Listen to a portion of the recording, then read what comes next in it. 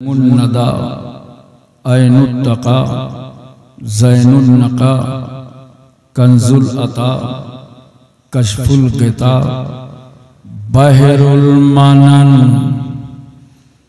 नहरुस सुनन जमीलुश शियम शफीउल उमम साहिबे जूदो करम हुजूर अकरम सैयद आलम नूरे मुजस्सम ताजदारे अरब व अजम फ़ख्रे बनी आदम नबी मुहतरम रसूल मुअज़्ज़म नय्यर आलम असले कायनात खुलासे मौजूदात हुजूर अहमद मुस्तफ़ा मोहम्मद मुस्तफ़ा सल्लल्लाहु अलैहि वसल्लम की बारगाह आलिया में दरूद पाक की डालियां निछावर कर रहे हैं बावाज़े बलान।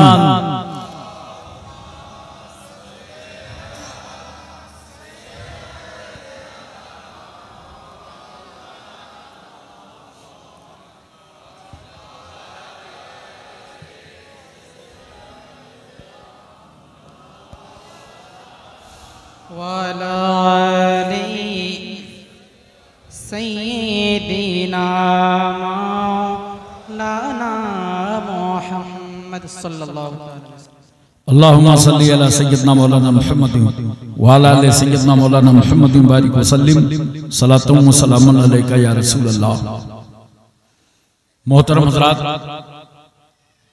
बड़ी खुशी की बात है और अल्लाह का लाख लाख शुक्र है कि परवरदिगार आलम ने दरियापुर वालों को यह सादत अता फरमाई कि वो उर्से हुजूर अशरफुल औलिया मना रहे हैं।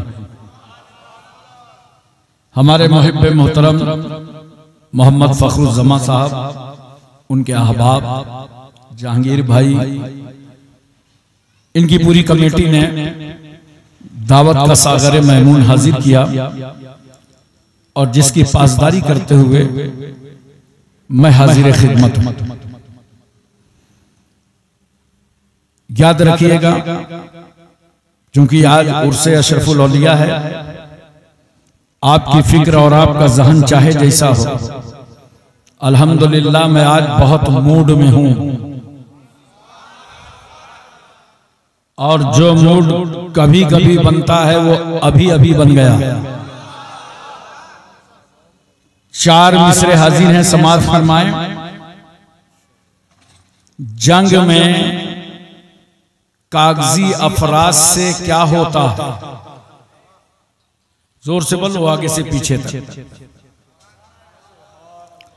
जंग में कागजी अफराज से क्या होता है?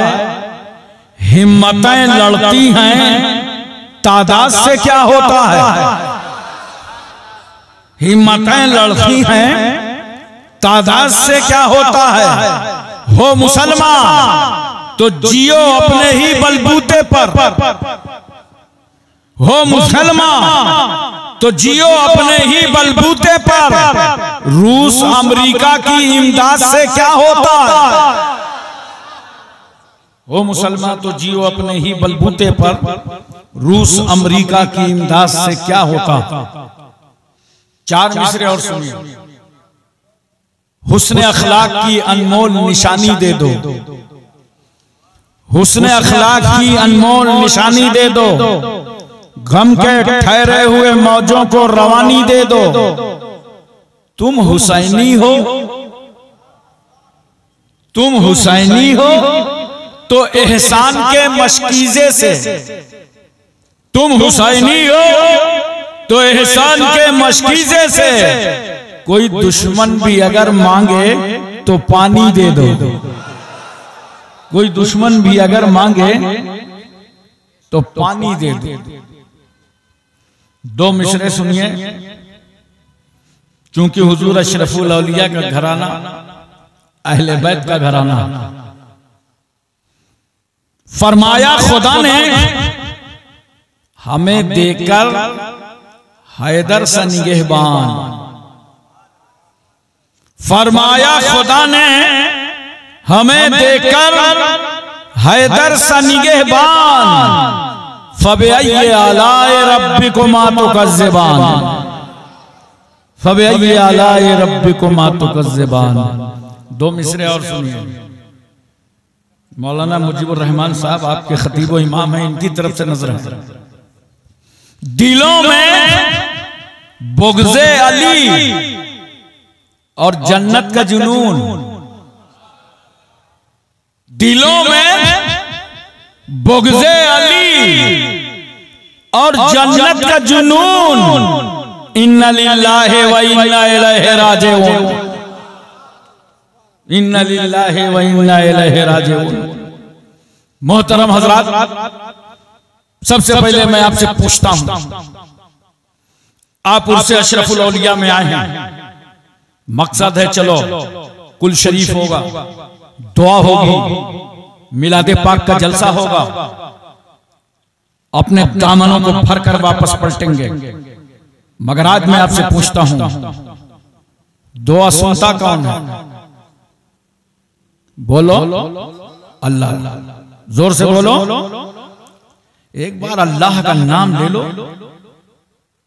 और प्यार से नाम लो, कितनी रहमतें नाजिल होती हैं। तकबीर पढ़ लो एक बार, अल्लाहु अकबर, अल्लाहु अकबर, ला इलाहा इल्लल्लाह, वल्लाहु अकबर, अल्लाहु अकबर, वलिल्लाहिल हम्द। दुआ सुनता कौन है? जोर से बोलो, पूरा मजमा बोले। और सुनता कहां से है? बोलो। नहीं पता? हर जगह से सुनता है। अल्लाह सुनता है, दुआ अल्लाह ही सुनता है और हर जगह से सुनता है। तो मैं अब आपसे पूछता हूं, जब अल्लाह ही सुनता है, हर जगह से सुनता है, तो मखदूम अलाउल हक पलवी की बारगाह क्यों जाते हो? पीराना पीर अखी सिराजुद्दीन के आस्थाने पे क्यों जाते हो? सैयद सुल्तान मखदूम अशरफ कचौचवी की बारगाह क्यों जाते हो? हुजूर अशरफुल औलिया के आस्थाने क्यों जाते हो? अल्लाह ही सुनता है और हर जगह से सुनता है। तो मजारों पे क्यों जानते हो? जानते हो क्यों जाते हैं? दुआ अल्लाह ही सुनता है, हर जगह से सुनता है। मगर हम मजारों पे जाकर दुआ इसलिए करते हैं कि जहां अल्लाह का वली होता है वहां से अल्लाह की रहमत करीब होती है। चलो खुदा को वहां से पुकारो जहां से खुदा की रहमत करीब। और बहुत सारे लोग मजार जाते हैं, आज तक उनको हाजिरी देने का सलीका नहीं मालूम। गए हाजिरी देने के लिए और जाके मजार को दाबने लगे। लगता है साहिब कब्र बहुत थके हुए हैं, आज ये वफादार मुरीद आया है, सारी थकावट उतार देगा। ये तरीका नहीं हाजिरी देने का। दरियापुर वालों, जब मजारों में जाया करो और दाबने ही का शौक है तो मजार जाके मजार को न दाबा करो, बल्कि घर से निकला करो तो माँ के पैर दबा के निकला करो, बाप की पेशानी चूम कर निकला करो और फिर जाओ अल्लाह वाले की बारगाह में खड़े हो जाओ। पायतियाने से जाके सलाम करो और जब फातिहा पढ़ो तो कितनी दूर खड़े हो गए? जितनी दूर से जिंदगी में मुलाकात करते रहे हो। और अगर मुलाकात जिंदगी में नहीं हुई है तो 4 हाथ दूर खड़े हो जाओ और अपनी पीठ काबे की तरफ कर लो। नमाज पढ़ते हो तो मुंह जोर से बोलो काबे की तरफ। मजार पे फातिहा पढ़ो तो पीठ काबे की तरफ। कहां है वो लोग जो हमें बिदती और कब्र पुज्जा कहते हैं? नादान, हमारा तरीका फातिहा देख। हम इबादत करते हैं तो मुंह काबे की तरफ, फातिहा पढ़ते हैं तो पीठ काबे की तरफ। हमारा अंदाज़े फातिहा बता रहा है कि हम वली की इबादत करने नहीं आए, बल्कि अल्लाह वाले की ज़ियारत करने आए हैं। नमाज और है, नियाज और है।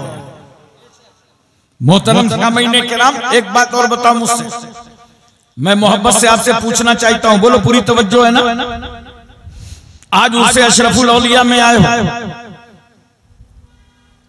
मज़ारात जाते हो, इज्तिमात में जाते हो, जलसों में जाते हो, ये शबे कदर है, ये शबे बारात है, ये जुमा है, ये ईदैन है, बड़े बड़े इज्तिमात में जाकर के दुआएं करते हो, आरस में जाते हो। मगर कुछ नाशुक्रे खुदा के बंदे ऐसे हैं जो ये कहते हैं हम क्या बताएं, हर बार तो कचौचा शरीफ जाते हैं, अजमेर शरीफ जाते हैं, लेकिन हमारी तो दुआ ही नहीं कबूल हो रही। अब बस सच्ची बात बोला करो, ये मत बोलो कि दुआ कबूल नहीं हो रही। बोलना है तो ये बोलो हमारी डिमांड पूरी नहीं हो रही।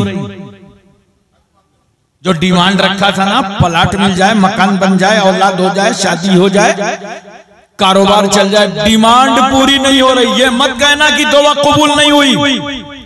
क्यों? जो तुम्हारी जुबानों से दुआ के जुमले निकलते हैं, अल्लाह को अकमुल हकीमीन रब्बुल अरबाब काज़िउल हाजात मौला किबरिया बड़ा कबीर समी खबीर, खुदा को कहते हो ना, ऐ अल्लाह तू हाकिम है, हम माकून, तू नासिर है, हम मंसूर, तू रहीम है, हम मरहूम, तू कादिर है, हम मकदूर, तू मसजूद है, हम साजिद, तू माबूद है, हम आबिद। ऐ अल्लाह तेरी मर्जी के बगैर एक जर्रा भी हरकत नहीं कर सकता, तेरी मशीयत के खिलाफ कुछ नहीं हो सकता, सब हर चीज पर तू कादिर है। इन्नल्लाह अला कुल्लि शैइन कदीर, हर चाहे पर तू कादिर है। लिल्लाहि मुल्कु समावाति वल अर्द, जमीन और आसमान की बादशाहत तेरे लिए है। जो दुआ में अल्लाह को याद करते हो ना, डिमांड पूरी हो या ना हो, मगर ये जो दुआ के जुमले निकले हैं, ये जो आमीन कहा है, अल्लाह ताला इस दुआ के सदके में तुम्हारे साथ होने वाले हादसे को टाल देगा।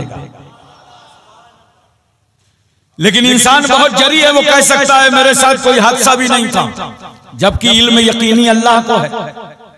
मगर मैं तस्लीम किए लेता हूं कि डिमांड भी पूरी नहीं हुई, हादसा भी नहीं टला, तो दुआ का तीसरा फायदा सुनो। मैदान हश्र में अल्लाह तबारक व तआला तुम्हारी इस दुआ को तुम्हारे नामे आमाल में जखीरा कर देगा, नेकियों का जखीरा बढ़ जाएगा। तो उस वक्त बंदा कहेगा, मोमिन कहेगा, काश हमारी और दुआएं कबूल ना होती और आज सबका सिला मैदान हश्र में मिल गया होता। इसलिए ये उर्स मनाए जाते हैं, ये दुआओं की महफिल की जाती है। हुजूर अशरफुल औलिया रहमतुल्लाह ताला अलैह तो अपनी पाकीज़ा जिंदगी में दुआ भी फरमाते थे और पूरी कौम से तौबा भी करा देते थे। तकरीबन 71 साल जिंदगी जो एक सूरज के चौशा मुकद्दसा से तुलू हुआ था और 71 साल के बाद उसी जमीन पर डूब गया। चल चल के अशरफुल औलिया ने दीन फैलाया, सुन्नियत की तबलीग की, सैकड़ों मदारिस कायम किए, दर्जनों मस्जिदों को बनवाया, मुनाज़िरे किए, दीनी पैगाम, पैगाम मुस्तफा, मोहब्बत मुस्तफा, इश्क़ मुस्तफा लेकर हिंद, पाक, भूटान, नेपाल हर सरहद में पहुंचाते रहे और यही पैगाम देते रहे कि ऐ लोगों, सैयद मुस्तफा अशरफ को जीने में वो मजा नहीं आता जो मदीने वाले के नाम पर मर जाने में आता।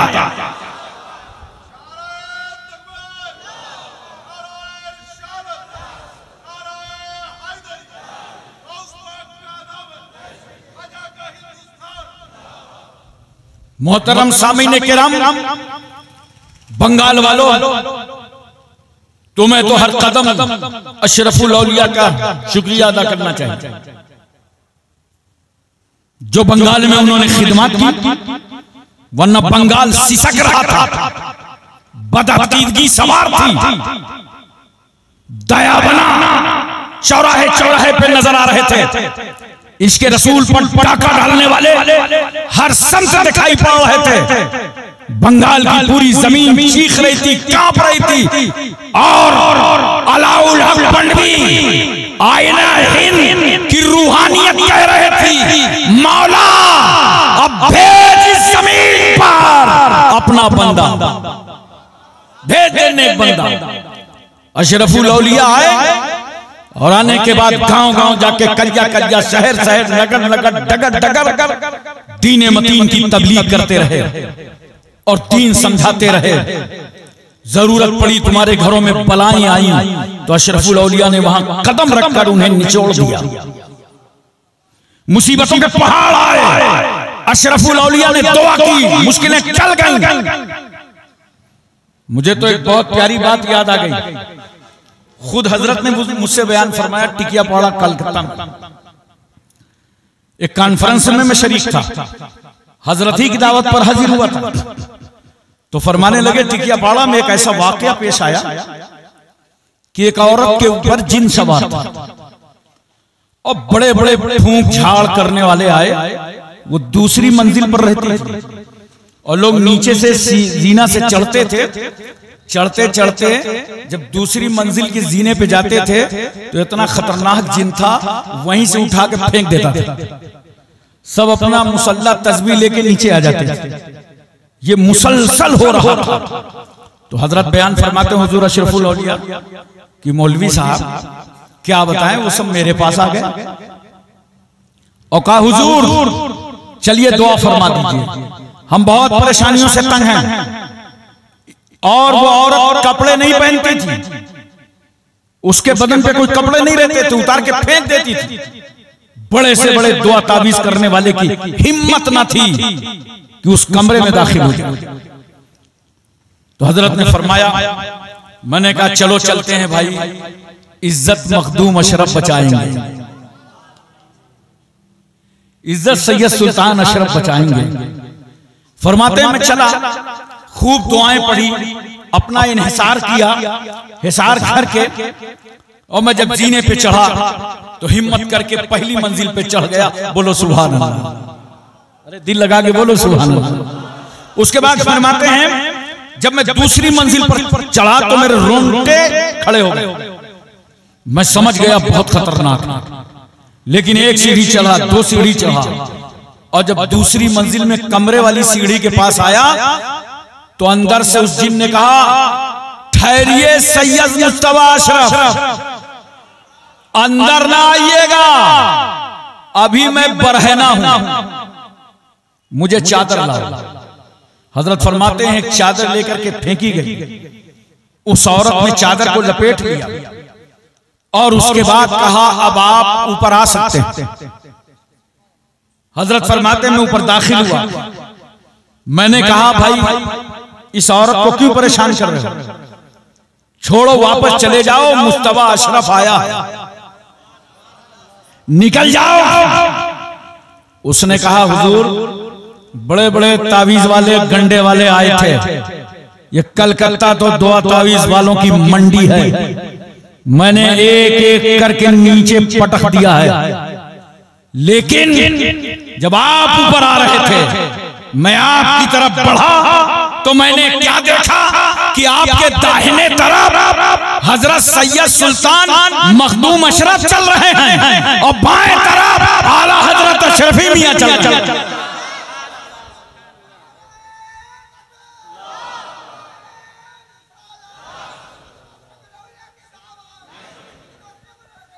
नहीं छोड़ेंगे यार, नहीं छोड़ेंगे।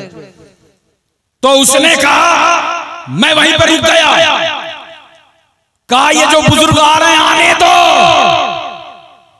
आज इनके सदके में मखदूम अशरफ की जियारत हो रही है, आला हजरत अशरफी मियां की जियारत हो रही है, मैं कचौचा का निकाला हुआ हूं, आज आपके सदके में मखदूम कचौचा की जियारत हो गई है, अब आप जो कहेंगे वो हो। हजरत ने फरमाया इसे छोड़ो वापस चले जाओ। हुजूर अशरफुल औलिया फरमाते हैं उसी वक्त वो औरत बेहतर है। बोलो मोहब्बत से सुभान अल्लाह। मोहतरम हामीन किराम, तवज्जो करने का मकाम है। एक बात और याद आ रही है मुझे, बड़ी प्यारी बात याद आ रही है, बोलो मोहब्बत से सुभान अल्लाह। तो मैं अर्ज करता हूं सब अशरफुल औलिया के दीवाने हो, उनकी मोहब्बत में आए हो, उनका उर्स मनाने के लिए आए हो, उनकी याद मनाने के लिए आए हो। तवज्जो कीजिए, जब आला हजरत अशरफी मियां रहमतुल्लाह ताला अलैह, ये दादा हुजूर हैं, हुजूर अशरफुल औलिया, जब उनके विसाल का वक्त करीब आया और अय्यामे अलालत में थे, कमजोरी नकाहत बहुत बढ़ गई, पूरा खानदान हुजूर अशरफी मियां की खिदमत में लगा हुआ था, बड़े बूढ़े बुजुर्ग सब खिदमत में। जब ऐसे हालात होते हैं घर के तो बच्चे भी खिदमत में आ जाते हैं। तो हुजूर अशरफुल औलिया भी आ गया, कम उम्री का जमाना था। थोड़ी देर के बाद आला हजरत अशरफी मियां फरमाते हैं सब लोग बाहर निकल जाएं। सब लोग रूम खाली कर देते हैं, बाहर चले जाते हैं। कुछ बच्चे हम लोग रह गए थे, तो हजरत ने फरमाया बच्चों तुम भी बाहर चले जाओ। तो सारे बच्चे बाहर चले गए, मगर हुजूर अशरफुल औलिया नहीं गए। हजरत ने फरमाया अशरफी मियां रहमतुल्लाह अलैह ने, मुस्तफा अशरफ तुम भी बाहर जाओ। कहा नहीं मैं तो दादा जान के पास रहूंगा। आपने कहा नहीं मैं तो दादा जान के पास रहूंगा, मैं नहीं जाऊंगा। तो हजरत ने फरमाया चले जाओ। कहा नहीं मैं दादा का दामन नहीं छोड़ूंगा, मैं दादा के पास रहूंगा। तो फरमाया अच्छा सुनो नहीं जाओगे? कहा नहीं जाएंगे। तो कहा मेरी चारपाई है, इस चारपाई के नीचे चले जाओ। अरे जोर से बोलो सुभान अल्लाह। अब अशरफी मियां रहमतुल्लाह अलैह चारपाई पे लेते हैं, चारपाई के नीचे हुजूर अशरफुल औलिया, कम उम्री का जमाना। उसके बाद क्या होता है, थोड़ा वक्त गुजरा, मतलब कि वो ऐसा वक्त था आला हजरत अशरफी मियां पर कि इतनी नकाहत और कमजोरी थी कि आप खड़े नहीं हो पा रहे थे। तो हुजूर अशरफुल औलिया फरमाते हैं थोड़ा वक्त हुआ कि कुछ मुकद्दस हस्तियां आ गईं। अरे जोर से बोलो सुभान अल्लाह। कुछ मुकद्दस हस्तियां आ गईं और जैसे ही वो मुबारक हस्तियां आई तो मेरे दादा जान अपनी चारपाई से खड़े हो गए, उनकी ताजीम किया। और अरबी में कुछ बात होती रही, अरबी में कुछ बात होती रही। थोड़ी देर के बाद वो तशरीफ ले गए। तो मैंने पूछा, मैंने कहा बाबा जान ये बताइए आपको तो इतनी कमजोरी थी, उठ बैठ नहीं पाते थे, और जब ये मुबारक हस्तियां आई तो आप खड़े होकर ताजीम कर रहे थे। कहा बेटा तुम्हें मालूम है इसमें कौन आया था? अरे कमजोरों को ताकत देने वाले रसूल आए थे, बेसहारों को सहारा देने वाले गौसे आजम आए थे, ख्वाजा अजमेरी आए थे, मेरे जद्दे करीम सैयद मखदूम अशरफ जोजवी आए। तो आला हज़रत अशरफी ने फरमाया सुनो सैयद मुज्तबा अशरफ, ऐसा है ये किसी को बताना मत, तवज्जो कीजिए, किसी को बताना मत। ये तो हुक्म फरमाया ही, आगे देखो क्या फरमाया।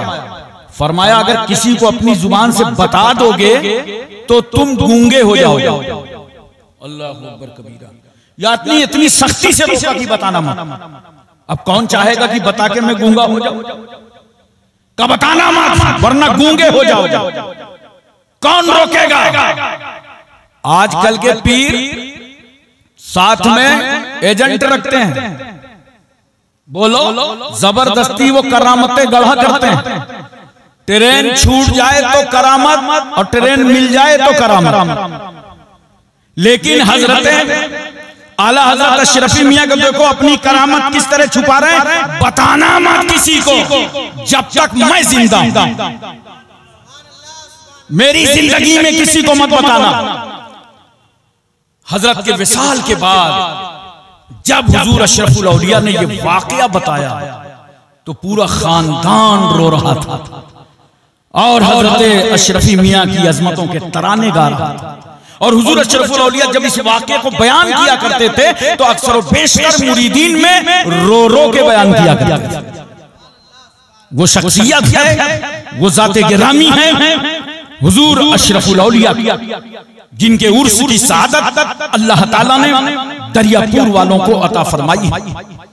मोहतरम सामईन किराम, एक करामत तो हुजूर अशरफुल औलिया की ऐसी है जिसमें आधा मैं शरीक हूँ उस करामत के देखने में। बोलो मोहब्बत से सुभान अल्लाह। आधा नहीं, आप पूरा कह सकते हैं। एक बार हुजूर अशरफुल औलिया मेरे मादरे वतन तशरीफ ले गए। मेरी पैदाइश जो है वो उत्तर प्रदेश में एक शहर है फतेहपुर, उसका एक महल्ला है अस्ती। वहां रसूल मदनी कॉन्फ्रेंस थी, तो हजरत को मैंने मदू किया और हुजूर कादरी मियां साहब किबला भी थे। जब हजरत फतेहपुर शहर तशरीफ ले गए तो एक सूफी साहब थे, उन्होंने आके मुझसे बड़ी मिन्नत समाजत की, काम मेरे घर हजरत को ले चलें आप। मैंने कहा नहीं भी हजरत का प्रोग्राम है, जहां है वहीं तशरीफ लाएं। अरे बोले बड़ा करम होगा, बड़ी इनायत होगी। मैंने कहा हुआ क्या? कहा क्या बतावें, घर में 5 बेटियां हो गई हैं मेरे, और मैं चाहता हूं कि आज हजरत के कदम मुबारक पड़ जाएं तो अल्लाह इनकी दुआ से मुझे एक बेटा अता फरमा दे। तो मुझे भी बड़ा तरस आया। मैंने कहा चलो भाई लगे हाथ, ये सूफी साहब का काम हो जाए, बहुत अच्छा है। हजरत से मैंने गुजारिश किया, मैंने कहा हुजूर ये सूफी साहब आए हैं, बहुत बसीद हैं, चलिए इनके घर चाय पी लीजिए चल करके। और हजरत इतना मुझ पर करम फरमाते थे कि फौरन राजी हो गए। कहा चलो चलो तशरीफ ले गए, चाय वाय पी के फारिग हुए। सूफी साहब आए, मैंने बैठाया। मैंने कहा हजरत ये सूफी साहब की बीवी उम्मीद से हैं, हालत हमल में हैं, 4-5 बच्चियां ऑलरेडी इनके घर में हैं। अब ये चाहते हैं कि हजरत दुआ फरमा दें तो मेरे एक बेटा पैदा होगा। ये बड़ी तमन्ना लेके आए हैं कि औलादे नूरुल ऐन आए हैं, मखदूम अशरफ की मानवी औलाद आई है, खानदाने रिसालत के वो फर्जंद तशरीफ लाए हैं। हुजूर दुआ फरमा दें, हुजूर दुआ फरमा दें। अल्लाह अकबर कबीरा।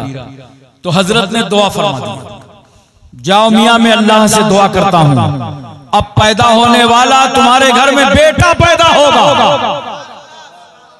अरे मोहब्बत से बोलो सुभान अल्लाह। पैदा होने वाला बेटा पैदा होगा। सूफी साहब थोड़ा बहुत चालाक थे, कहने लगे हजरत नाम क्या रखेंगे? उन्होंने सोचा लगा नाम भी पूछ लो। कहा हुजूर नाम क्या रखेंगे? मगर आज तो अशरफुल औलिया का दरिया रहमत फैज पर था, सावन भादों की तरह आज बरस रहा था। हजरत ने फरमाया अनवार अशरफ नाम रखना। तो सूफी साहब कुछ ऊपर नीचे हुए, कहा एहरार अशरफ रख लेना। यानी सूफी साहब ने लागत 2 नाम पूछ लिए। तवज्जो कीजिए जरा, 2 नाम पूछ लिए। और वही हुआ दोस्तों, जब कुछ महीने के बाद मैं फतेहपुर अपने वतन हाजिर हुआ और सूफी साहब के घर गया तो वो बच्चे को लेकर के आए, तौलिया में लपेट कर। हमने कहा कौन सूफी साहब? कहा ये हजरत अशरफुल औलिया की दुआ है, ये अनवार अशरफ है, आपने दुआ करवाया था, अल्लाह ने मुझे औलाद अता फरमा दी। अब 1.5 साल के बाद मैं फिर गया सूफी साहब के घर, तो एक और तौलिया में लपेट के लाए। हमने कहा ये कौन है? कहा हजरत ने 2 नाम बताया था, एक अनवार अशरफ बताया था, एक एहरार अशरफ बताया था। अनवार अशरफ आ चुके, एहरार अशरफ आपके सामने। ये दुआ थी हुजूर अशरफुल औलिया, ये अंदाज था उनका, वो खशियत इलाही थी उनके अंदर कि अल्लाह ताला उनकी दुआ को कबूल फरमा लेता था।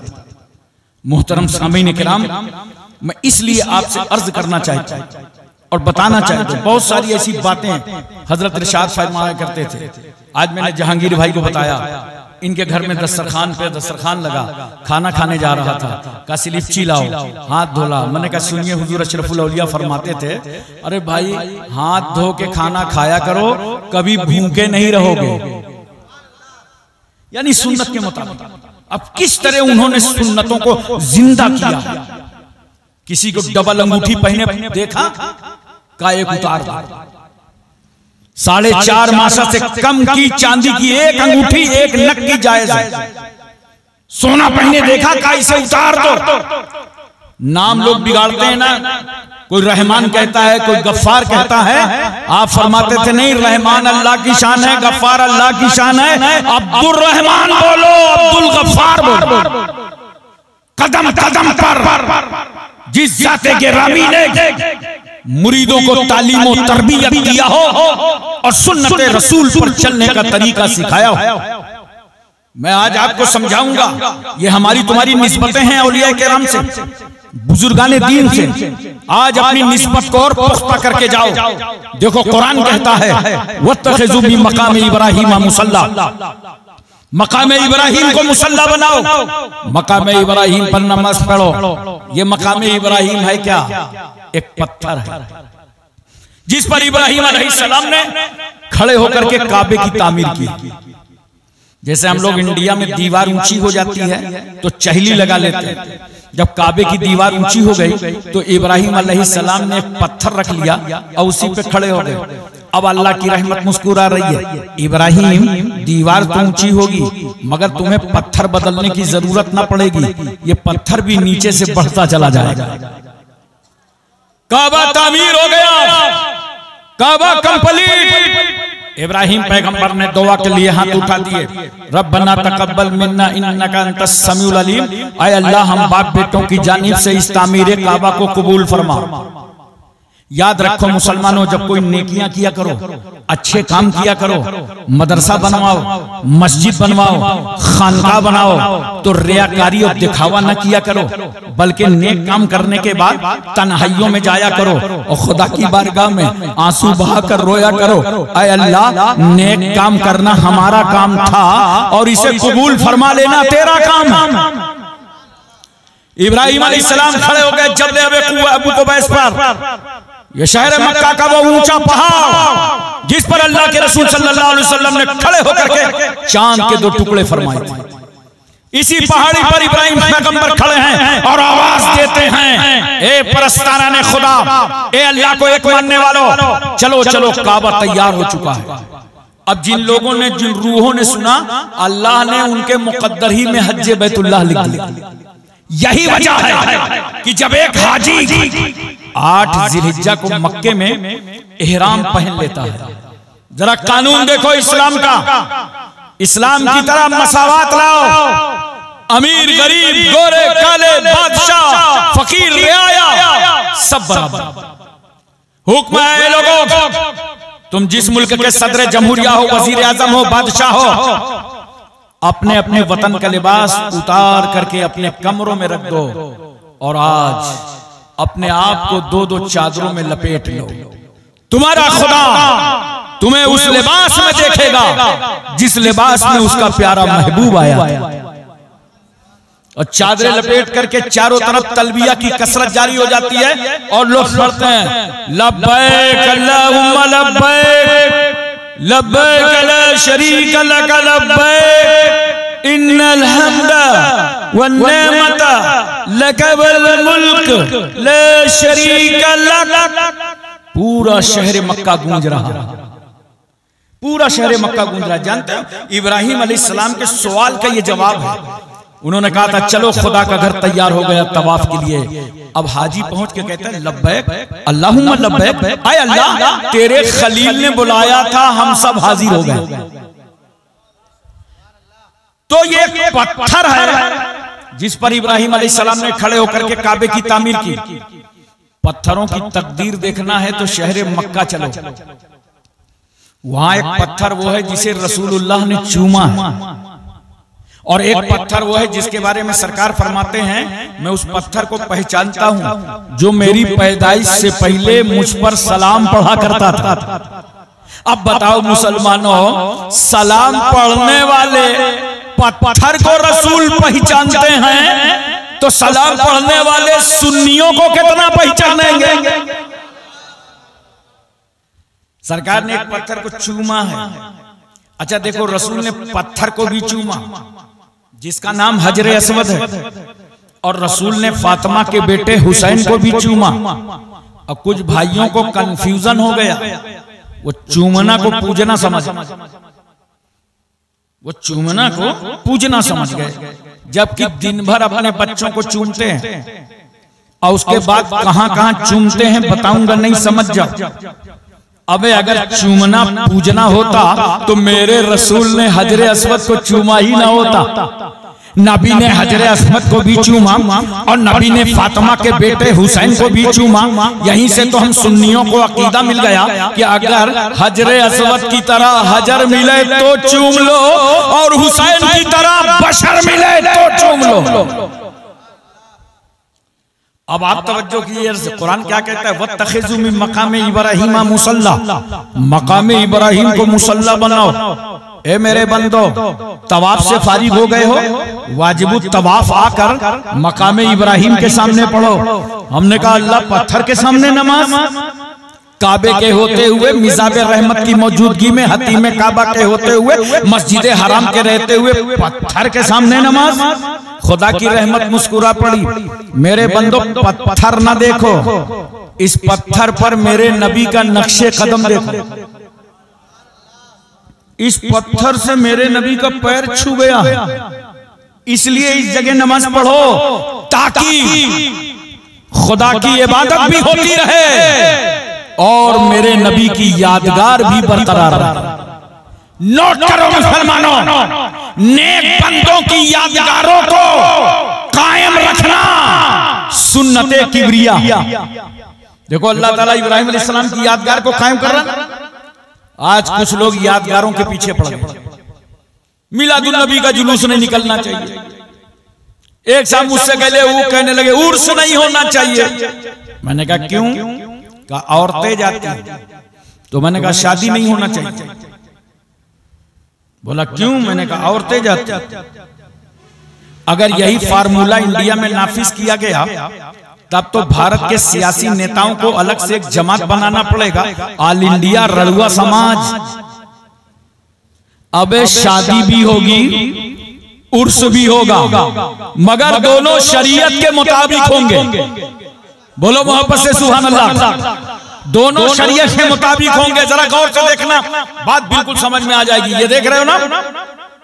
बोलो, समझ रहे? इसे क्या कहते हैं बताना मत, मगर इसका कितना ख्याल रहता है। कटने न पाए, बच्चे जवान हो गए, कटवाने न पाए। और यहां से निकलता क्या है बताना मत, माहौल मत खराब करना। गंदगी निकलती है ना, कोई मुश्कंबर तो नहीं निकलता, गंदगी निकलती। तो उसके लिए अपना अपना जुगाड़ है, निकले पूछ लो। यही तो करोगे कि नाक ही काट डालोगे। अरे बोलो, नाक से नहीं काटोगे ना, जो गंदगी निकले उसे पोंछ दो। इसी तरह याद रखो, उर्स हो या शादी, जो शरीयत के खिलाफ रस्में हैं उन रस्मों को मिटाया जाएगा। उर्स कल भी हो रहा था, आज भी हो रहा है और क़यामत तक होता रहेगा। उर्स की बरकत ही है, मजार की बरकत है। सबसे पहले शख्स को मैंने जब हिंदुस्तान में कलमा पढ़ाकर मुसलमान किया तो मजार ही की बरकत थी। हजरत मखदूम शाह आला रहमतुल्लाह ताला अलैह जाजमऊ शरीफ कानपुर में एक साहिब कब्र 763वां इस साल सालाना उर्स हुआ। और अल्हम्दुलिल्लाह कुल की तकरीब में ये फकीर दुआ करता है, तकरीबन 5 लाख का मजमा होता है। हिंदू मुस्लिम सिख ईसाई बगैर भेदभाव के सभी आते जाते। एक 22 साल का नौजवान लड़का था, वो मेरे पास आया, कहा गुरुजी मुझे कलमा पढ़ा दे। मैंने कहा भी क्या बात, कोई शादी वादी का चक्कर है, कोई माल मसाला मिल रहा है? कहा नहीं नहीं। तो मैंने कहा इस्लाम में तुझे पसंद क्या आया वो तो बता। कहा इस्लाम तो मैंने पढ़ा ही नहीं, मगर एक बात बहुत पसंद आ गई। मैंने कहा वो क्या? कहा जो हजरत मखदूम शाह रहमतुल्लाह अलैह का मजार है, वहां देखा बगैर भेदभाव के हर समाज हर तबके के लोग जाते हैं। एक दिन मैंने भी स्नान किया, सर पर रुमाल रखा और दर्शन के लिए पहुंच गया। और जब मैं मजार पर जाकर खड़ा हुआ तो मेरी आत्मा को शांति मालूम हुई। मैंने वहीं से फैसला कर लिया कि जब कानपुर की मजार में लेटे हुए एक वली की अजमतों का ये आलम है तो मदीने के मोहम्मद की रहमतों का आलम क्या? हज़रात तवज्जो फरमाइए जरा सा और अपने जहन पर इस बात को अच्छी तरीके से उतारने की कोशिश कीजिए।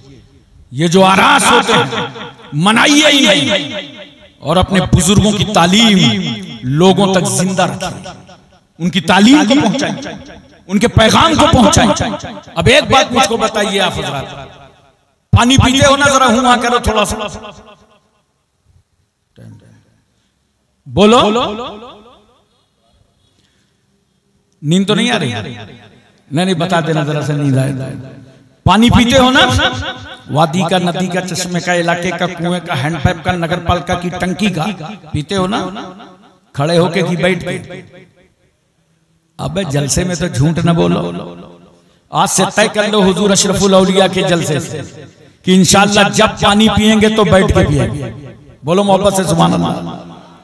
देखो थोड़ा दिमाग लगाया करो, बड़े बड़े काम हो जाएंगे। अगर आज अशरफुल औलिया के उर्स में एक आदमी ने अपनी जिंदगी सुन्नत के मुताबिक कर दी तो अशरफुल औलिया का फैजान पा गया वो फैजान। और मैं कह रहा हूं थोड़ा दिमाग लगाओ, काम पूरा चल जाएगा। देखो जूता चप्पल पहनते हो ना, जरा थोड़ा हुआ बोलो, पहनते हो ना, जब पहना करो तो दाहिना पैर पहले डाल दिया करो, और जब उतारा करो तो बायां पहले निकाला करो। देखो काम भी चल गया, सुन्नते रसूल भी अदा हो गया। पैजामा पहनते हो ना, इतना खामोश हो लगता है सब नागालैंडी हो। अरे पैजामा पहनते हो ना, जब पैजामा पहनो तो बैठ जाओ। देखो काम भी चल गया, सुन्नते रसूल भी अदा हो गई। खाना खाते हो ना, दस्तरखान लगा लो, नमक से शुरू करो, नमक पे खत्म करो। 70,000 बीमारियों का इलाज है। और जब दस्तरखान में हाथ धुलाओ तो जो सबसे कम उम्र हो पहले उसके हाथ धुलाओ। क्यों? अगर बड़े बड़े लोगों के हाथ धुलाओगे तो छोटा वाला बैठे बैठे सोचेगा या अल्लाह जहां ऐसी ऐसी पर्सनालिटीज हो, खुदा खैर करे, उधर का माल इधर सप्लाई होगा या नहीं। तो बच्चे का दिल टूटेगा। और इस्लाम दिल तोड़ने नहीं आया, इस्लाम तो टूटे हुए दिलों को जोड़ने के लिए आया। पहले कम उम्र के हाथ धुलाओ, और जब खाने से फारिग हो जाओ तो जो सबसे बुजुर्ग हो उसके हाथ धुलाओ, ताकि उसकी अजमत का परचम भी लहराता नजर आए। और प्लेट साफ कर लो। बहुत सारे लोग जानते हो दस्तरखान साफ कर देते हैं, प्लेट नहीं साफ करते। ये प्लेट साफ करोगे ना तो प्लेट अल्लाह की बारगाह में तुम्हारे लिए दुआए मगफिरत करेगी। बोलो अपनी जिंदगी गुजारोगे, अपनी जिंदगी में तब्दीली लाओगे, अशरफुल औलिया की मोहब्बत में अपने आप को बदलोगे। बदलो, उनका उर्स हो रहा है, बदलो, अशरफुल औलिया के नाम का जलसा हो रहा है। लाओ तब्दीली अपने आप में। देखो सारा पानी जो पीते हो तो बैठ कर, और अगर कोई आबे जमजम ला के दे दे, जोर से बोलो, खड़े होके सारा पानी बैठ के, आबे जमजम खड़े होके। क्यों भाई? सारा पानी बैठ के, आबे जमजम खड़े होके। तो आप कहेंगे हजरत ये आबे जमजम है, इस्माइल अलैहिस्सलाम की एड़ी से छू गया, इस्माइल अलैहिस्सलाम की एड़ी से टच हो गया। अच्छा, एक पानी नबी की एड़ी से छू जाए तो उस पानी की ताजीम। अब हम आप तो पीते ही हैं खड़े होके। मुझे हैरत तो उन लोगों पर है, आबे जमजम को वो भी खड़े होके पीते हैं जो नबी के लिए नहीं खड़े होते। वो भी आबे जमजम खड़े होके पीते हैं। अब मुझे एक बात बताओ मोहब्बत के साथ, बोलो तवज्जो है ना, ज़हन हाजिर है। आप हज करके वापस आए, दरवाजे पे भीड़ लगने लगी। हाजी साहब ने कहा बच्चों, हज कमेटी ने 5 लीटर अलाउ किया था, इतने में होगा क्या? मजमा बहुत है, एक ड्रम पानी कर लो, नगर पालिका का पानी मिला लो, हैंडपाइप का मिला लो, बोरिंग का पानी मिला लो। 5 लीटर को एक ड्रम बना दिया। अब जो आता जा रहा है खड़े होके पीता जा रहा है। मैंने कहा दरियापुर वालों, आबे जमजम को खड़े होके पीते तो बात समझ में आती, ये दरियापुर वाले पानी के लिए क्यों खड़े हो गए? तो आप कहेंगे हजरत ये मालदा वाला पानी मक्के वाले पानी से मिल गया है, इसलिए इस पानी की ताजीम हम कर रहे हैं। देखो पहले लोटा बदना चलता था, अब तो सिस्टम बदला है। और जैसे ही लोटा लेकर के वजू किया, वजू करने के बाद जितना पानी बचा क्या करते थे चचा? खड़े होकर पी लेते थे। मैं पूछ रहा हूं खड़े होकर क्यों पीते थे? तो आप कहेंगे इसलिए कि वजू का पानी है। मगर फिर मैं आपसे पूछता हूं वजू का नहीं है, वजू वाला तो बह गया। जिससे वजू किया ना, हाथ धोया कंट्रोल से बाहर, चेहरा धोया कब्जे से बाहर, पैर धोया गिरफ्त से बाहर, तो जिससे वजू किया वो तो नाली में बह गया, और जो बचा है उससे वजू किया ही नहीं है, वरना ये भी बह गया होता। इस बचे हुए के लिए क्यों खड़े होते हो? तो आप कहेंगे ये बचा हुआ पानी वजू वाले पानी से छू गया, इसलिए इस पानी की ताजीम करते हैं। सुनो मुसलमानों, एक पानी आबे ज़मज़म से मिल जाए, एक पानी वजू के पानी से छू जाए तो हम उस पानी की ताजीम करते हैं। अरे इसीलिए हम ताजीम करते हैं हुजूर अशरफुल औलिया की, कि अशरफुल औलिया का सीना इश्क़े रसूल का मदीना हो गया। सुभान अल्लाह, सुभान अल्लाह। नारे तकबीर, नारे तकबीर, नारे रिसालत, नारे रिसालत। उर्से अशरफुल औलिया, उर्से अशरफुल औलिया। नारे तकबीर, नारे रिसालत। एक बात और सुनिए मोहब्बत से, हम और आप जिस पानी से वजू करते हैं ना, ये दो गंदगियों को धुल देता है। एक आज़ाए वजू पर जो गंदगी होती है उसकी धुलाई, और जो आपने गुनाहे सगीरा किए उसकी धुलाई। वाह रे नमाज कितनी मुकद्दस है कि अभी नियत नहीं बांधा, वजू किया, गुनाह धुलने लगे। दो गंदगियों को ये पानी धुलता है। फुक़हाए किराम की इस्तिलाह में इस पानी का नाम माए मुस्तामल है। अब दोबारा इस्तेमाल मत करना, वरना मुफस्सिरीन किराम ने लिखा है कि मिर्गी जैसी बीमारी का खतरा है। ये हमारे तुम्हारे वजू का पानी है, दोबारा इस्तेमाल करो तो बीमारी पैदा हो जाए। लेकिन अगर वजू कर रहे हो मुस्तफा जाने रहमत, अगर वजू कर रहा हो अल्लाह का पैगंबर, तो सहाबा दौड़ पड़ते हैं, हथेली पे हथेली, हथेली पे हथेली, हथेली पे हथेली, और नबी के वजू का पानी जमीन पर गिरने नहीं देते। और जिस सहाबी को पानी नहीं मिलता था वो दूसरे सहाबी से कहते थे लाओ खाली हाथ मेरे हाथ में रख दो। जाहिर सी बात है सहाबी ने कहा होगा कुछ हाथ में है नहीं, तो सहाबी ने यही तो जवाब दिया होगा हमें मालूम है पानी नहीं है, मगर इस हथेली से नबी के वजू का पानी छू गया है, खाली हाथ हाथ पे रख दो। अब मैं एक बात आपसे पूछना चाहता हूं, मोहब्बत से बताओ कहां है वो लोग जो बात बात पे कहते हैं ये लिखा कहां, ये लिखा कहां? उर्से अशरफुल औलिया मनाओ, कल कहेंगे लिखा कहां। अच्छा पूछते पढ़े लिखे लोगों से नहीं है, अनपढ़ से, जाहिल से। बेचारा चाय वाला चाय बना रहा है, उसके पास पहुंच गए, काबे कलुआ ये फातिहा लिखा कहां?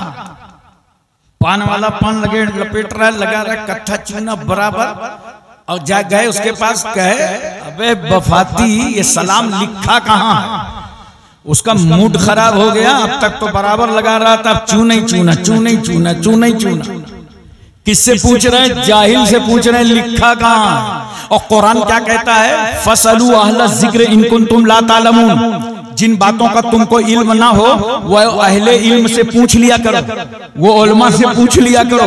इन्होंने पलटी मार दी, कहा अल्लाह तूने कहा था अहले इल्म से पूछो, हम जाहिलों से पूछेंगे ये लिखा कहां है, ये लिखा कहां है? पूछने वालों बड़ी हिम्मत है पूछने की, ये लिखा कहां है? तो मेरा रसूल वजू कर रहा है और सहाबा नबी के वजू का पानी जमीन पर गिरने नहीं दे रहे। हदीस शरीफ का मफहूम है ऐसा दौड़ रहे थे सहाबा, लगता था आपस में झगड़ा हो जाएगा, पानी जमीन पर गिरने नहीं दे रहे। चल हिम्मत है तो पूछ सहाबा से ये लिखा कहां है? जुरत पूछ सहाबा से ये लिखा कहां है कि जब नबी वजू करें तो नबी के वजू का पानी जमीन पर गिरने न देना। अरे बताइए लिखा कहां है? पूछ, है हिम्मत? तुम्हारे हिम्मत नहीं है, तुम नहीं पूछ सकते, मगर हम अहले सुन्नत हैं, अहले मोहब्बत हैं, अहले निस्बत हैं। हम खाकसारी इनकिसारी के साथ सहाबा के दरबार हाजिर हुए। हमने कहा इज्जत माफ सहाबा, रिश्वत माफ सहाबा, तकद्दुस माफ सहाबा, इस्मत माफ सहाबा, आपके कदमों पर हमारे माँ बाप कुर्बान। ये तो बताइए, अल्लाह का रसूल जब वजू कर रहा था और वजू का पानी गिर रहा था तो आपने जमीन पर गिरने नहीं दिया। ये लिखा कहाँ है?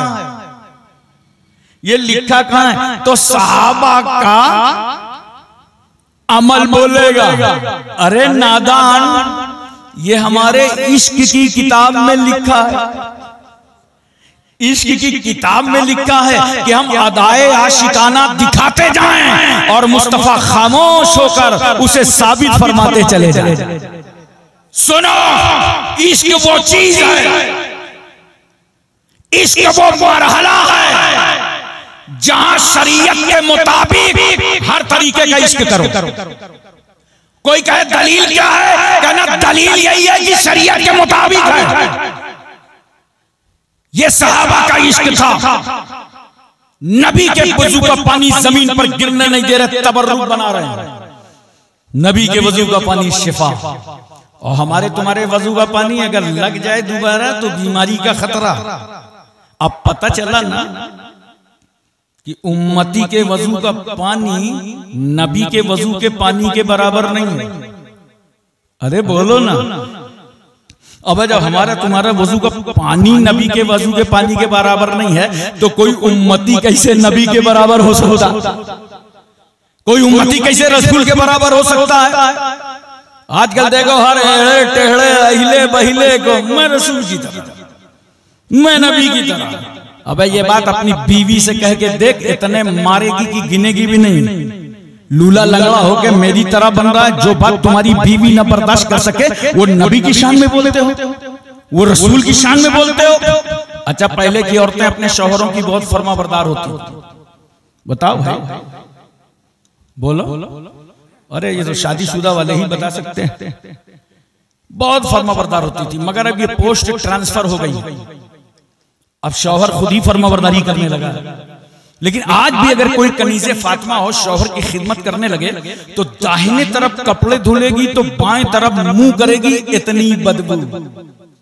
ये हमारे तुम्हारे कपड़ों का हाल है कि तुम्हारी बीवी न बर्दाश्त कर सके। मगर शान देखो मुस्तफा जाने रहमत की कि नबी के जिस्म पाक का पसीना अगर दुल्हन को मिल जाए तो दुल्हन कहती है अब खुशबू की जरूरत नहीं है, अब तो पसीना रसूल मिल गया।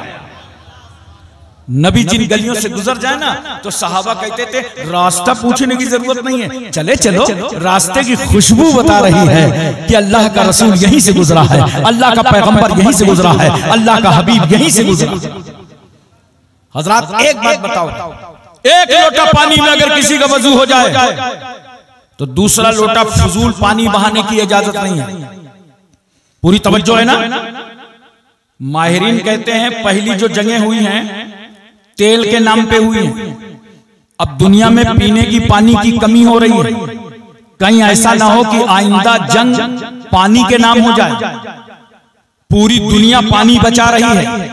हमारे भारत का जल निगम कह रहा है बूंद बूंद पानी की हिफाजत करो, पानी को महफूज रखो। आप समझ रहे हैं सिर्फ ये गवर्नमेंट का काम है? अरे इस पानी की हिफाजत के लिए 1400 साल पहले कुरान ने तुमसे खिताब किया था, इन्नल मुबज्जिरीना कानू इख्वान शयातीन, बेशक जो लोग फजूल खर्ची करते हैं वो शैतान के भाई। याद रखना मुसलमानों, तुम्हारी जिम्मेदारी है एक बूंद फजूल पानी बहने न पावे। बोलो, एक कतरा फजूल पानी बहाने की इजाजत नहीं है। तो एक लोटा पानी में वजू हो जाए तो एक कतरा फजूल पानी बहाने की इजाजत नहीं है। समझा दो अमेरिका को, बता दो बर्तानिया को, इसराइल के गुंडों के दिलों दिमाग में उतार दो, भारत की जमहूरियत के माथे पर जबरदस्त टीका लगाने वालों को समझा दो, जो इस्लाम एक कतरा फजूल पानी बहाने की इजाजत ना दे वो इस्लाम किसी का खून बहाने की क्या इजाजत दे। इस्लाम रहमतों का मजहब है, इस्लाम बरकतों का मजहब है, इस्लाम इंसानियत का मजहब है, इस्लाम मानवता का मजहब है, इस्लाम बशरियत का मजहब है, इस्लाम इखलास का मजहब है, इस्लाम अखलाक का मजहब है, इस्लाम भाईचारा का मजहब है, इस्लाम मसावत का मजहब है, इस्लाम अहिंसा का मजहब है। एक बात और मुझे मोहब्बत के साथ बताओ, बोलो पूरी तवज्जो है ना? पूरे मजमे में कितने हाजी हैं? कोई हज करके आया है क्या? आया हो तो हाथ उठा के बताओ। माशाअल्लाह ये हाजी साहब 1 2 3 हाजियों का परसेंटेज कम है, लगता है कंजूसों का इलाका है। अब मैं हज फर्ज है तो जल्दी जल्दी करके आओ। और जवान बच्चों में तुमसे गुजारिश करता हूं, अगर तुम कमा रहे हो, घर की बागडोर संभाल लिया है, तो अपने माँ बाप को हज कराओ। अल्लाह दुनिया में बहुत दौलत से तुम्हें नवाजेगा, मगर जब माँ बाप का साया नहीं रह जाएगा तुम पछताते रहोगे। हमारे माँ बाप होते तो उन्हें भी हम हज करा देते। और हज करने से, कराने से याद रखना गरीबी नहीं आती। हज करने वाले जब पूछ लो, अल्लाह ताला उसका रिस्क और कुशादा फरमा देता। अब देखो जरा सा, हज का रुकने आजम है वकूफे अरफा, मैदान अरफात में ठहरना। कब तक ठहरोगे? जब तक सूरज न डूब जाए। तवज्जो चाहिए। जब तक हाजी को अरफात से निकलने की इजाजत नहीं है, सूरज डूब जाए निकल पड़ो, लेकिन अब नमाज पढ़ने की इजाजत नहीं है। हमने कहा अल्लाह, सूरज डूबने से पहले निकलने की इजाजत नहीं, सूरज डूब गया, अब हम नमाज मगरिब की नहीं पढ़ सकते। नहीं बंदो, जाओ मुज़दलिफा में इशा और मगरिब साथ में पढ़ना।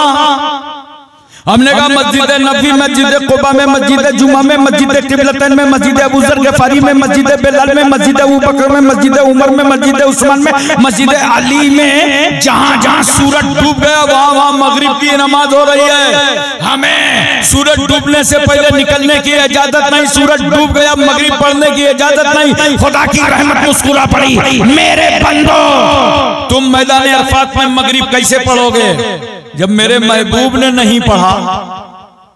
मेरे हबीब ने तो मुज़दलिफा में पढ़ा था। अल्लाह अकबर, क्या इत्तिबाए रसूल है, क्या ताल्लुके रसूल है। अगर मैदान अरफात में मुस्तफा मगरिब ना पढ़े तो किसी उम्मती को इजाजत नहीं है पढ़ने की। वहीं पढ़ना मुज़दलिफा में जहां रसूल ने पढ़ा।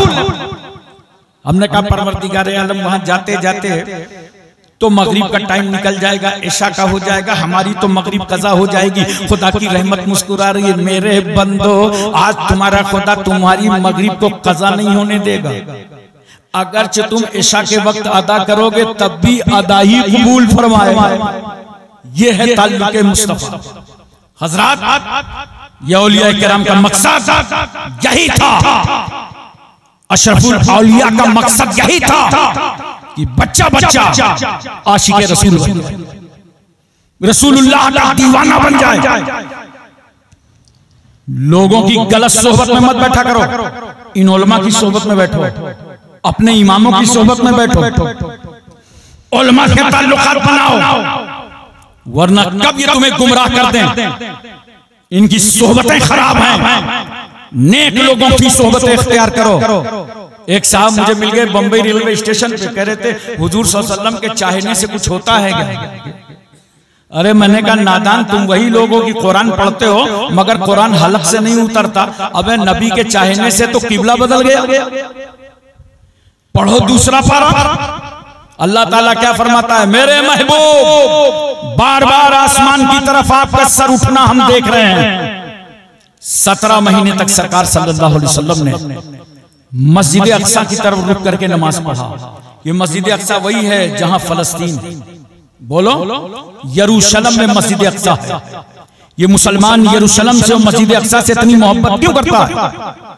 इसलिए कि हमारे नबी जब मेराज के लिए तशरीफ ले गए तो तमाम अंबिया और मुरसलीन की इमामत इसी मस्जिद में फरमाई।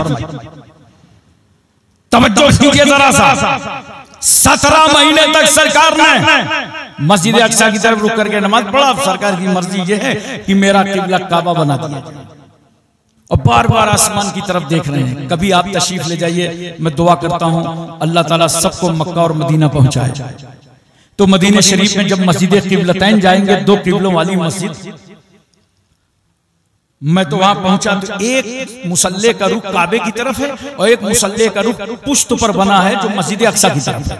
इसी तरफ सरकार खड़े थे और नबी की मर्जी क्या थी कि मेरा किबला काबा बना था। अल्लाह ने फरमाया महबूब बार बार आसमान की तरफ आपका सर उठना हम देख रहे हैं, फवल्ले वजहका शत्रल मस्जिदिल हराम, तो अपना चेहरा आप मस्जिद हराम की तरफ कर लिया। सरकार ने हालत नमाज में अपना रुख काबे की तरफ कर लिया। बोलो मोहब्बत से सुभान अल्लाह। अच्छा, सरकार ने अपना चेहरा काबे की तरफ किया तो जितने सहाबा को तहवीले किबला का एहसास हुआ उन्होंने भी अपना अपना रुख काबे की तरफ कर लिया। मैंने सहाबा से पूछा, ए सहाबा, रसूल ने अपना रुख काबे की तरफ किया था, आपने क्यों किया? सहाबा कहते हैं हम किसी की तरफ नहीं हैं, हम उसी की तरफ हैं जिसकी तरफ रसूल हैं। जब तक रसूल मस्जिद अक्सा की तरफ थे हम सब मस्जिद अक्सा की तरफ, और जब नबी काबे की तरफ आए तो हम सब काबे की तरफ। मैंने कहा काबा सब तो तेरी तरफ, सब तेरी तरफ। बोलो ये हमारे उलमा जब नमाज पढ़ते हैं तो रुख, आप जब नमाज पढ़ो तो रुख, दरियापुर वाले नमाज पढ़ें तो रुख, पीराना पीर वाले नमाज पढ़ें तो रुख, पंडवा शरीफ वाले मालदा वाले नमाज पढ़ें तो रुख, यूपी एमपी तमिलनाडु कर्नाटक हिमाचल हरियाणा पंजाब कश्मीर उत्तराखंड छत्तीसगढ़ सौराष्ट्र गुजरात महाराष्ट्र रुख। अरे जोर से बोलो ना। एशिया मलेशिया इंडोनेशिया सऊदीया Libya Cambodia Korea Mongolia Maldives Bhutan Singapore Burma Barauni Vietnam Hispania Romania Bulgaria Czechoslovakia Yugoslavia Tanzania England highland Thailand New Zealand Nagaland Nagaland Gorkhaland नमाज पढ़े तो रुख। अरे बोलो ना। अर्दली फलसफी सियासतदान साइंसदान हकीम खतीब शहीद तबीब राजा महाराजा प्रजा रियाया master doctor inspector barrister collector MP MLC नेता बेटा छोटा मोटा नाटा खोटा रुख। कोई नमाज पढ़े तो रुख काबे की तरफ। हमने काबा से पूछा काबा सब तो तेरी तरफ, ये बता तू किसकी तरफ? काबे ने कहा हम तो रहमतुल लिल आलमीन की तरफ, हम तो मुस्तफा जाने रहमत की तरफ। मैंने कहा काबा सब तेरी तरफ, तू रसूल की तरफ। कहा मेरी तरफ था ही कौन? सब तो मस्जिद अक्सा की तरफ लगे थे, मेरी तरफ लाने वाला यही रसूल है, मेरी तरफ लाने वाला यही पैगंबर है। और जब रसूल मेरी तरफ आ गए तो मैं रसूल की तरफ। इसीलिए तो आला हजरत फाजिले बरेलवी फरमाते हैं, हाजियो आओ हाजियो आओ शहनशाह का रौजा देखो, काबा तो देख चुके, काबे का काबा देखो, काबा तो देख चुके, काबे का काबा देखो। दोस्तों नबी की इत्तिबा में आओ और नबी की मोहब्बत में आओ। मैं एक बात सिर्फ आखिरी आपसे अर्ज कर दूं ताकि हुजूर अशरफुल औलिया का फैजान आपको मिल जाए। कपड़े पहनो, लिबास पहनो शरीयत के मुताबिक। आजकल हमारा नौजवान क्या कर रहा है? जींस पहन रहा है, वो भी फटी हुई। हमें बुजुर्गों ने तुम्हारे हाथों में कैंची नहीं दिए, सुई और धागा दिया है। फटे हुए कपड़े पहन रहे हो। मैं मुंबई में भिंडी बाजार से आ रहा था, कुरला, एक बच्चा मिला रास्ते में, बोला हजरत मुझे बैठा लीजिए। मैंने कहा बैठ जा। पूछा कहाँ गए थे? बोला शॉपिंग करने गया था, ईद आ गई ना। तो ऐसा होता है बच्चों से जब ईद के कपड़ों के बारे में पूछो बहुत खुश होते हैं, और कहीं उनके कपड़े देखने लगो तो खुश होंगे। इसलिए वो माँ बाप पे जल्दी से दबाव डालते हैं, कपड़े लाइए कपड़े लाइए कपड़े लाइए, उन्हें बड़ी खुशी होती है। और बच्चों की दिलजोई किया करो। बोलो मोहब्बत से सुभान अल्लाह। हुजूर महबूबे इलाही रहमतुल्लाह अलैह लिखते हैं कि मुझको एक खत मिला जिसमें लिखा था कि हत्तल इम्कान लोगों के दिलों को राहत पहुंचाओ। इससे कीमती कोई चीज बाजार में नहीं है कि लोगों को राहत पहुंचाओ, दुख न पहुंचाया जाए। किसी की गीबत, बुराई, चुगली, किसी के दिल खराश, किसी को सताना, इससे कोई अल्लाह की खुशनुदी नहीं हासिल हो सकती। लोगों के दिलों को राहत पहुंचाओ। तो मैंने सोचा इस बच्चे से बात करें तो इसे राहत होगी। तो मैंने कहा भाई कपड़े लाओ देखें। तो कपड़े उसने जींस पैंट बढ़ाई तो सामने ही फटी थी। अबे मैंने कहा तू तो ठग गया। बोला क्या हुआ हजरत? अरे मैंने कहा ये तो पैंट फटी हुई। छोटा बच्चा था मगर जानते हो कैसे कर रहा था? ऐसे कर रहा था। वो मुझी को बेवकूफ समझ रहा था कि ये बड़े पुराने ख्याल के हैं, सजा से बचने की सबील करते हैं, पुराने लोग हैं, पुराना वकील करते हैं। कह रहा हजरत ये चलता है। मैंने कहा नहीं बेटा, सुन्नत के खिलाफ कुछ भी नहीं चलता, इसको सिल लो, सिल लेना चाहिए, और फटे हुए खरीद के लाते हो, ऐसा मत करो। ऐसी पैंट पहनते हैं, पता नहीं चलता इसने पैंट को पहना है कि पैंट ने इसको पहना। इतनी टाइट कि हर नौजवान के पैंट में कम से कम 50-50 ग्राम पेशाब रहता है। और अल्लाह के रसूल क्या फरमाते हैं, इस्तंज़हू अनिल बौल फ़इन्नहु आम्मतु अज़ाबिल क़ब्र। ए लोगों बचो पेशाब की छींटों से, आम तौर से अज़ाबे क़ब्र इसी से होता है। ऐसे कपड़े पहनो जिसमें तुम्हें तहारत में आसानी हो, और ऐसे कपड़े पहनो जिसमें तुमको इबादत में आसानी। अभी हमारे नौजवानों को देखो, बाल कैसे रख रहे हैं, देखा होगा, इधर से कटाया, उधर से कटाया, आगे से कटाया, पीछे से कटाया, बीच में इसे ले आए जैसे मुर्गी का झुआ। बोलो किसी समंदर का जजीरा। नौजवानों सुनो, अशरफुल औलिया के उर्स में आए हो, अपने पीर की रूहानियत को खुश करो। 3 तरीके के बाल रखा करो, या तो पूरे बाल कसर करा दो, या ताबदोश या ताबगोश, या तो कान की लौ तक बाल रखो, और या तो ये शाने तक बाल रखो। सुन्नत के मुताबिक बाल रखो, सुन्नत के मुताबिक कपड़े पहनो, सुन्नत के मुताबिक जिंदगी गुजारो। शादियों में आजकल क्या हो रहा है, देहात में तो गनीमत है, शहरों में लोग खड़े खड़े खाना खा रहे हैं, खड़े खड़े खाने। कार्ड में लिखा था निकाह में सुन्नती फमन रगेबान सुन्नती फलैसा मिन्नी, कि सरकार सल्लल्लाहु अलैहि वसल्लम ने फरमाया निकाह मेरी सुन्नत है, और जो शख्स इस सुन्नत से एराज करेगा मुझ में इसलिए नहीं है। सुन्नत के नाम पर दावत दिया था आओ, और वहां सुन्नतों का मजाक उड़ाया जा रहा है। बोलो सुन्नतों का मजाक उड़ाया जा रहा है। सुन्नत के मुताबिक खाना खाओ, सुन्नत के मुताबिक चप्पल पहनो, सुन्नत के मुताबिक पैजामा पहनो, सुन्नत के मुताबिक कपड़े पहनो। थोड़ा दिमाग लगाओ तो पूरी जिंदगी तुम्हारी सुन्नत के मुताबिक गुजर जाएगी। ये क्यों फटे कपड़े पहन रहे हो, क्यों ऐसे बाल रख रहे हो? इसलिए कि मुंबई में किसी को देख लिया होगा। याद रखो, बंबई के अदाकारों को अपना आइडियल मत बनाओ। उनको आइडियल वो लोग बनाएं जिनका कोई आइडियल ना हो। हमारे आइडियल तो हुजूर अशरफुल औलिया हैं। बोलो। इसलिए दोस्तों और बुजुर्गों, मैं तुमसे गुजारिश करूंगा कि अपना वक्त मत बर्बाद करो, बल्कि जितना वक्त तुम्हारा गुजरे सुन्नत के मुताबिक गुजरे, तरीका मुस्तफा पे गुजरे। इसी में दुनिया भी कामयाब है और आखिरत भी कामयाब है। वाखिर दावाना अनिल हम्दुलिल्लाहि रब्बिल आलमीन।